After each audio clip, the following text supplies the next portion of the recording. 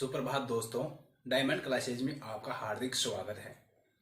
हमारे चैनल पे अगर आप नए हो तो चैनल को सब्सक्राइब, लाइक एंड शेयर जरूर करें। आज अपना टॉपिक होगा ध्वनि के गुण। ध्वनि के बारे में अपन लास्ट वाली वीडियो में परिचर्चा कर चुके हैं। आप वहां जाके उसको पहले देखें, उसके बाद में यह टॉपिक समझ में आएगा। अपन बात करेंगे आज ध्वनि के गुणों के ऊपर कि ध्वनि के कितने गुण होते हैं और वो उनकी क्या क्या क्वालिटी होती है। ठीक है, अब बात करेंगे ध्वनि के गुण। अपना टॉपिक है ध्वनि के गुण।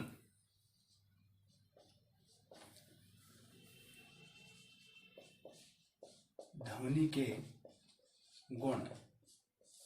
ध्वनि के गुणों के बारे में बात करेंगे। इसके 3 गुण होते हैं। 3 भागों में इसको बांटा गया है। देखिए, पहला है तारत्व। जिसको इंग्लिश में बोलते हैं पिच। ठीक है। अब दूसरा है प्रबलता। जिसको क्या बोलते हैं, लाउडनेस। और तीसरा अपने पास है गुणता, क्वालिटी।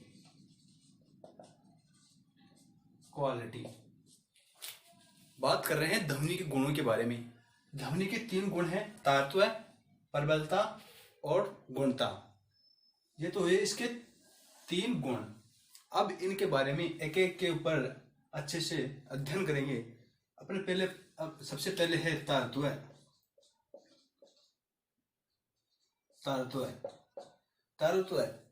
यह गुण, ध्वनि का यह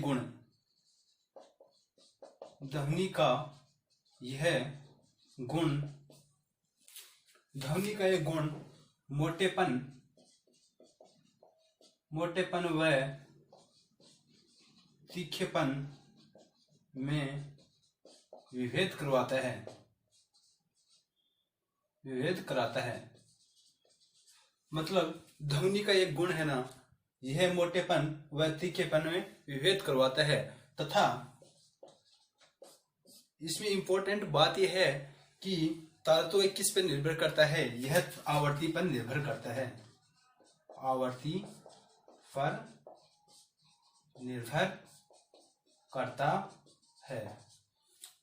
तारत्व होता है, इसमें इंपॉर्टेंट बात यही है कि यह किस पर निर्भर करता है, यह आवृत्ति पर निर्भर करता है। यहां से क्वेश्चन पूछता है कि तारत्व किस पे निर्भर करता है, आवृत्ति पर निर्भर करता है। अब देखो कि आवृत्ति पर निर्भर कैसे करता है, इसके ऊपर कुछ चर्चा करते हैं।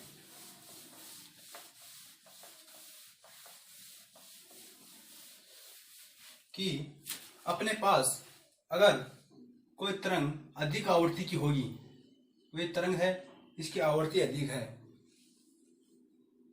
क्या है, इसकी आवृत्ति कम है। किसी तरंग की आवृत्ति कम है, कम आवृत्ति,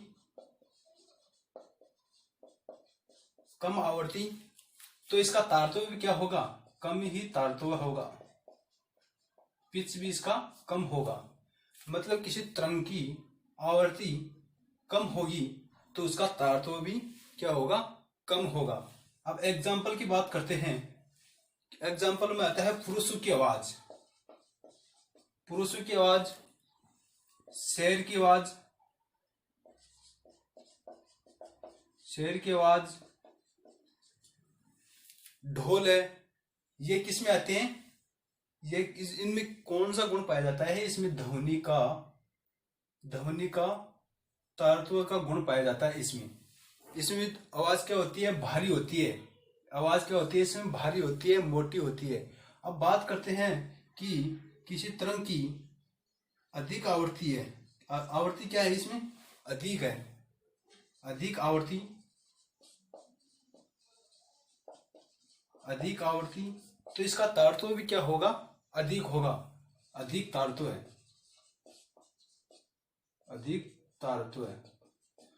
तारत्व होगा। जिस तरंग की अधिक आवृत्ति होगी उसका तारत्व भी क्या होगा, अधिक होगा। अब इसमें एग्जाम्पल की बात करते हैं कि इसमें महिलाओं की आवाज है वह तीखी होती है।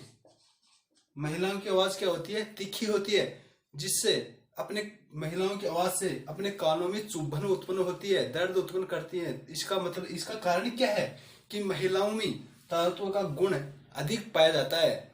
ठीक है। और मच्छर की आवाज है, मच्छर है, इसमें तारत्व का मान अधिक होता है, इसके कारण इनकी आवाज तीखी होती है, अपने कानों के अंदर चुभन उत्पन्न करती है। ठीक है दोस्तों, ये हुई बात तारत्व की। अब अगला आता है अपने पास प्रबलता।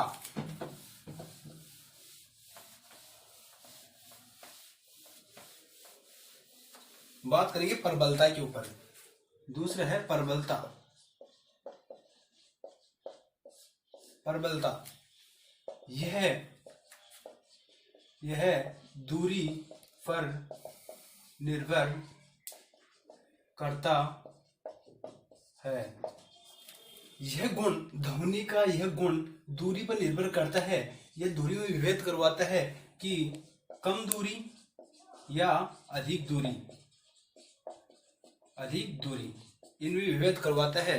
अब बात करते हैं ये निर्भर किस पे करता है। इंपॉर्टेंट बात इसमें यही है कि प्रबलता किस पे निर्भर करता है। यह आयाम पर निर्भर करती है, आयाम पर निर्भर करती है।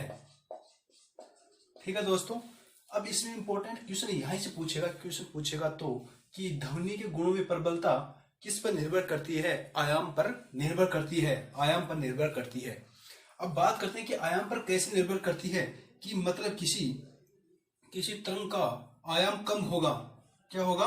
कोई तरंग है, उसका आयाम क्या है? कम है। आयाम को किससे डिनोट करते हैं? ए से डिनोट करते हैं। ठीक है। किसी तरंग का आयाम कम होगा, कम आयाम, तो उसकी प्रबलता भी क्या होगी? कम होगी, कम प्रबलता, प्रबलता भी कम होगी। ठीक है। अब यह गुण किन में पाया जाता है? यह गुण किस में पाया जाता है कि कम आयाम कम प्रबलता, कम आयाम कम प्रबलता। यह गुण अपने किन में पाया जाता है? यह गुण कि यह होगा किसी तरंग का कम आयाम कम प्रबलता होगी। यह दूरी, तो यह कम दूरी में विभेद करवाएगा। कम दूरी पर निर्भर करता है। जिस तरंग की कम आयाम होगा उसकी कम प्रबलता होगी, तो यह कम दूरी पर निर्भर करेगा। जैसे मच्छर की आवाज। ठीक है। अब बात करते हैं कि किसी तरंग का आयाम अधिक है, आयाम ए अधिक है, आयाम अधिक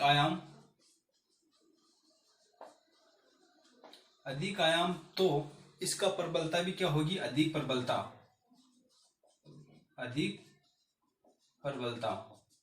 प्रबलता भी क्या होगी? अधिक होगी। अब तो यह अधिक दूरी पर निर्भर करता है, अधिक दूरी। जैसे एग्जाम्पल की बात करते हैं। एग्जाम्पल में शेर की धाड़,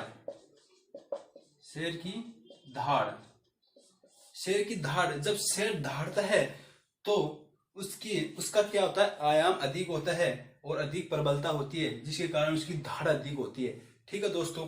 अब अपन बात करते हैं कि आयाम अधिक होता है, तो आयाम अधिक किससे होता है? आयाम अधिक होने का कारण क्या है? लाउड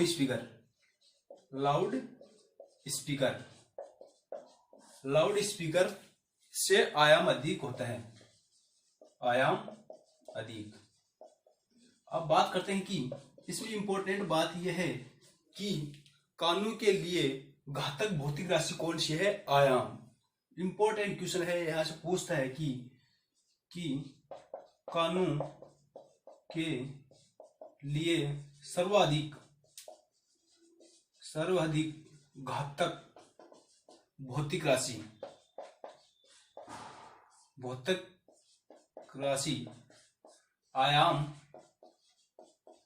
आयाम होती है। ये इंपॉर्टेंट है। ये क्वेश्चन पूछता है कि कानून के लिए सर्वाधिक घातक भौतिक राशि कौन सी होती है? आयाम। अगर आयाम अधिक होगा तो आयाम अधिक होगा तो अपने कानों के अंदर अपना कानों का पर्दा ही फट सकता है अधिक आयाम होने पर। ठीक है दोस्तों, अब बात करते हैं तारतम्य की। अब बात तीसरा अपने पास आता है गुणता। तीसरा गुण है अपने पास गुणता, क्वालिटी। गुणता के बारे में बात करते हैं। यह स्वरक टोन पर निर्भर करता है। ध्वनि का ये गुण है ना, यह स्वरक टोन पर निर्भर करता है। ठीक है, जैसे एग्जांपल है वाद्य यंत्र हो गए, वाद्य यंत्र है, जीव है। अब वाद्य यंत्र के अंदर क्या आएगा, इसमें हारमोनियम है, हारमोनियम व बांसुरी है। हारमोनियम बांसुरी में ध्वनि के अंदर क्या होता है, अंतर होता है। तो यह अंतर कौन सा ध्वनि का कौन सा गुण करवाता है, ये गुणता करवाता है। और यह आईएएस में क्वेश्चन आया हुआ है कि अपने परिजनों की आवाज अपन पहचान लेते हैं, यह ध्वनि के कौन सा गुण है, यह गुण है गुणता का। कि कौन सा क्वेश्चन है कि हम अपने परिजनों की आवाज पहचान लेते हैं। किसके कारण, ध्वनि के गुणता के गुण के कारण अपन पहचान लेते हैं, गुणता। ये क्वेश्चन आईएएस में पूछा हुआ है कि हम अपने परिजनों की आवाज पहचान लेते हैं, यह ध्वनि का कौन सा गुण है, यह है क्वालिटी। ठीक है दोस्तों, अब बात हुई इतनी। अब गुणता का मतलब ये है कि अपने मम्मी पापा की अपन आवाज पहचान लेते हैं, भाई बहन की अपन आवाज पहचान लेते हैं। डिफरेंट कैसे करते हैं, ध्वनि का कौन सा गुण के कारण, गुणता के कारण करते हैं। अब बात करते हैं कि ध्वनि की तीव्रता। बात करेंगे ध्वनि की तीव्रता।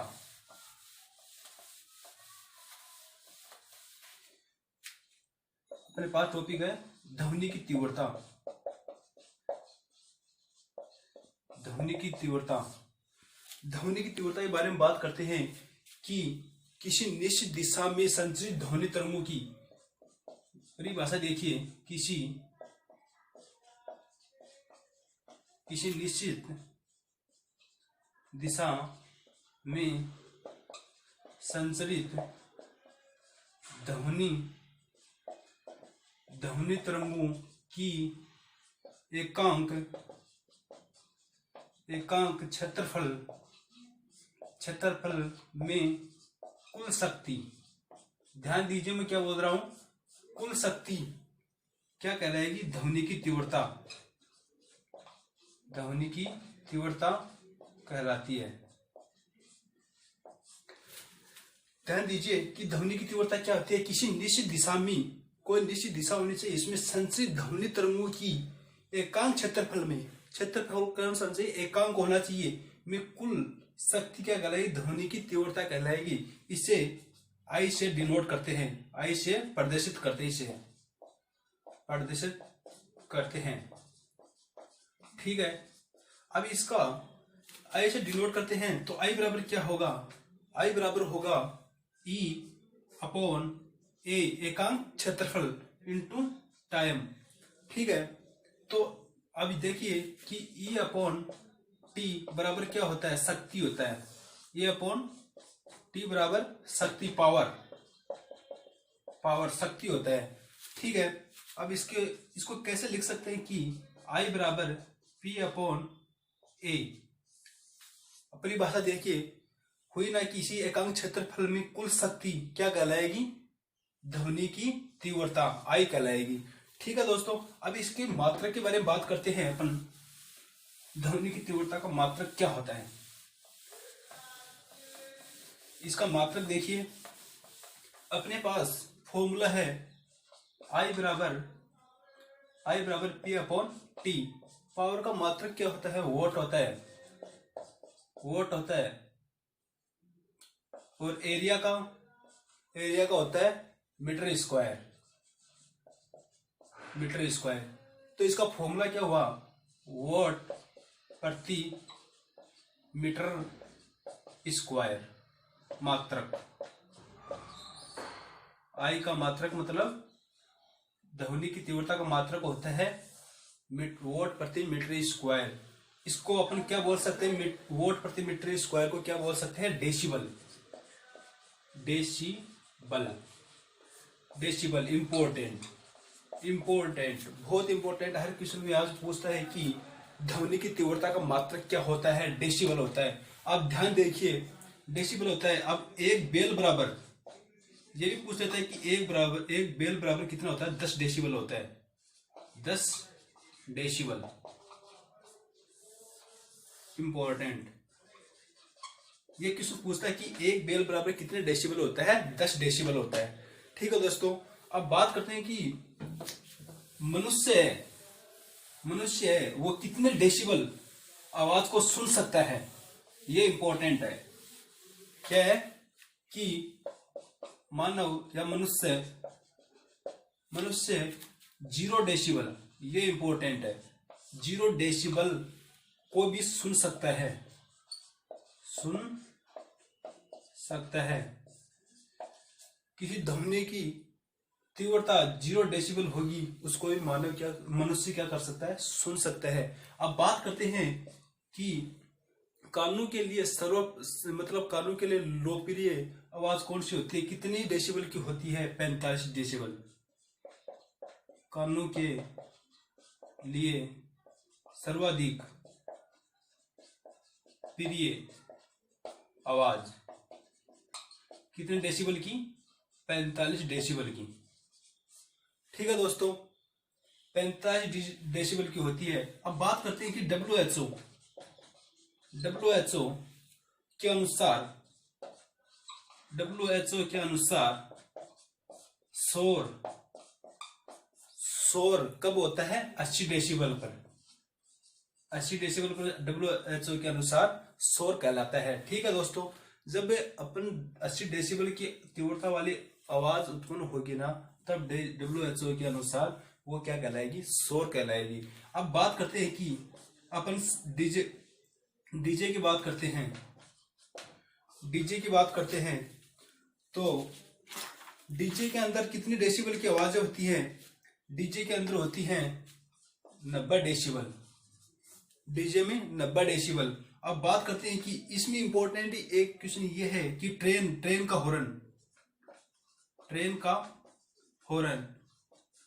हॉर्न के अंदर ध्वनि की तीव्रता कितनी होती है, 100 डेसिबल। ये इंपॉर्टेंट है, ये पूछा हुआ क्वेश्चन है कि ट्रेन का हॉर्न के अंदर ध्वनि की तीव्रता का मान कितना है, 100 डेसिबल।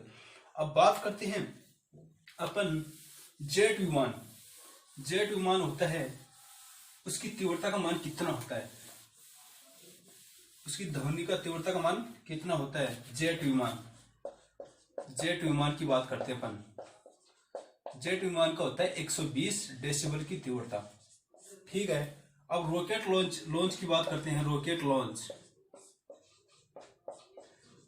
लॉन्च की कितनी होगी, 180 डेसिबल। ठीक है, और अब फुसफुसाहट की बात करते हैं, मतलब अपने खानों के अंदर फुसफुसाहट की जो बातें करते हैं, फुसफुसाहट वो कितनी होती है, उसकी होती है 45 से 60 डेसिबल के बीच। ठीक है, और हृदय की धड़कन, ये इंपॉर्टेंट है, हृदय की धड़कन, इसकी तीव्रता कितनी होती है, इसकी तीव्रता होती है 5 डेसिबल, 5 डेसिबल, इंपॉर्टेंट। ये क्वेश्चन पूछ लेता है कि हृदय की धड़कन की तीव्रता कितनी होती है, 5 डेसिबल होती है। अब बात करते हैं कि अपने कानों के अंदर दर्द कब होने लग जाता है, किस ध्वनि की तीव्रता वाली आवाज से होने लग जाता है, वो होने लग जाता है 120 डेसिबल की आवाज से कानों के अंदर चुभन उत्पन्न हो जाती है, और कानों का पर्दा फट जाता है 160 डेसिबल पर। 160 डेसिबल पर अपने अगर कोई ध्वनि की तीव्रता 160 डेसिबल की हुई ना, तो अपने कान का पर्दा फट जाता है, कान का पर्दा फट जाता है, कान का पर्दा फट जाता है। कितनी तीव्रता पर, 160 डेसिबल के ऊपर। ठीक है दोस्तों, आज अपन इस पे चर्चा करेंगे, अगला टॉपिक अगले दिन। ठीक है दोस्तों, अगर हमारा वीडियो पसंद आए तो शेयर, लाइक एंड सब्सक्राइब जरूर करें। ठीक है दोस्तों, इससे हमारा हौसला बढ़ेगा और आपके लिए हम अच्छे से और अगला वीडियो लेके आएंगे, अच्छे से मेहनत करके आपके सामने आएंगे। ठीक है दोस्तों, थैंक यू।